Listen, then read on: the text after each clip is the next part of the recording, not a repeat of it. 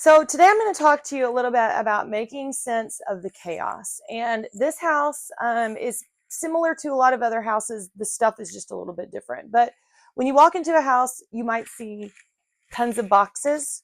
And when you look in the boxes, you might see tons of random items that have no rhyme or reason. Every once in a while, you'll come across one that has all the things in it that's supposed to be in it. And other times you just come and you open it up and you're like, I have absolutely zero idea. There's one right there, actually. We can show the top of this box. It's just random. There's nothing to it. I mean, so you just kind of go, okay, how are we going to do this? Um, and so the thing about something like this is there's a lot of little stuff in here. And the goal is to get rid of all the stuff. And there's a couple different ways you could do that.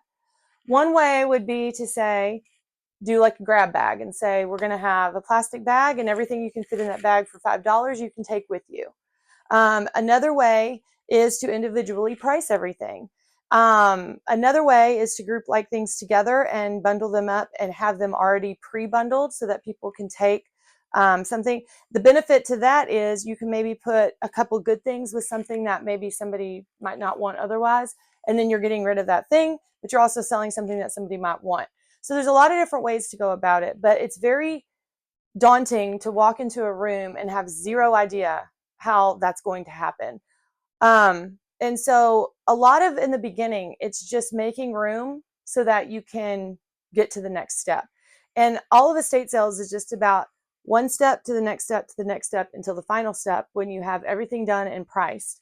So what we had to do in this room is there's stuff all over the ground. None of this stuff is junk. None of it is trash. It's all good. Most of it is brand new. A lot of it is just used grandkids' toys. And she had a lot of stuff actually grouped together for the most part. So we kind of had something to start with. But what we had to do was get organizational surface space to be able to continue moving on. So we had to move things out of this room so that we can move tables in here to move things back into this room. So what you're seeing right now is the result of moving. Well, these things have been moved probably 2 or 3 times by now. We had an idea at the beginning to make a game space, but what often happens within a sale is you'll go, I didn't realize we had this many games. So you'll maybe start with a small space and be like, we're not going to have room to fit all these games. So we're going to have a whole shelf. So you move it into one place and then you end up moving it to a different place. But what you're seeing is us in the midst of doing that. So this room is in no way finished, but it does make a lot more sense than when we started. So this is going to be our table of our working table.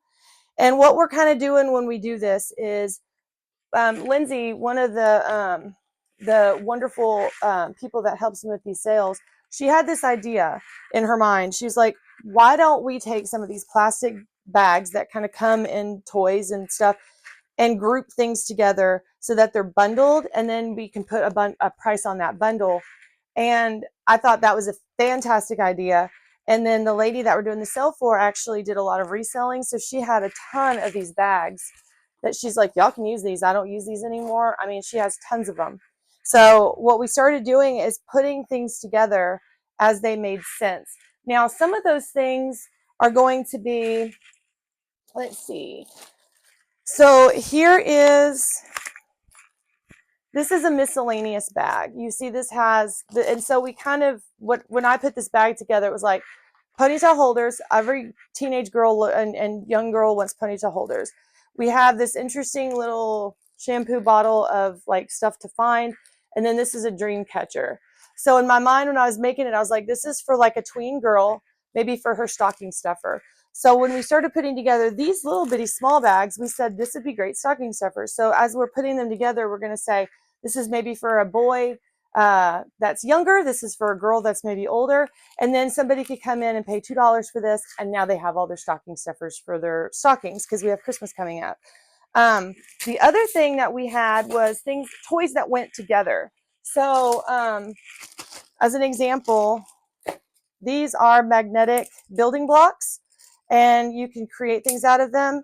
we keep finding these in places, so we've left this bag open because we're going to eventually just sell it, because this is probably how they bought it in the store.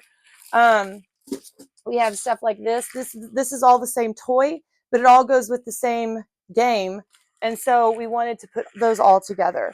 We had a lot of the American Girl doll and the little My Girl for the Target dolls, a lot of accessories for them. So we have to go, okay, how are we going to group these together? So Lindsay decided to group them into food. We have food, we have accessories, we have clothes, and cooking pots and pans, things like that, because they all go with different stuff. But you can easily come in and instead of bundling all the tomato and an egg and all that stuff, put it in one bag, and then we've marked it with our color coding system, and it's going to be $5 for the bag, and that'll be on the first day. So someone is most likely, when they come in here and they see all of this stuff, it's basically like walking into a retail store, unless you know what you're in here to find. Because if you go into Target and you're looking for a toy, you at least have an idea of what toy you're looking for. When you walk into here, people don't have any idea what is going to be inside unless they've seen a picture of it or somewhere online. So you have to figure out a way to get their brain from being so overwhelmed that they can't shop. And so what we're going to do eventually is do really good labeling about what things are what, so that when they walk in, they can see a sign and say, all that stuff is Hot Wheels, and then we can go straight to the Hot Wheels section and then kind of go from there. But that's how we start doing things like this. So this bag idea is genius because and then you tape the top so that people can't open it. You want to tape the top. You don't want people to start breaking into it and taking stuff out.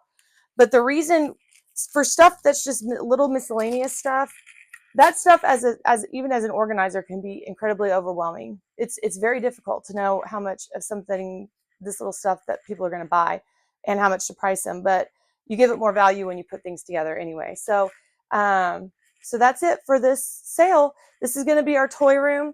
We're trying to fit all of our toys in here. And we have a Pez room. We have home decor room. So we tried to kind of go by what we're seeing and then organize the rooms accordingly, while also being able to have space for people to walk around and actually shop. So hope this is helpful. Bye.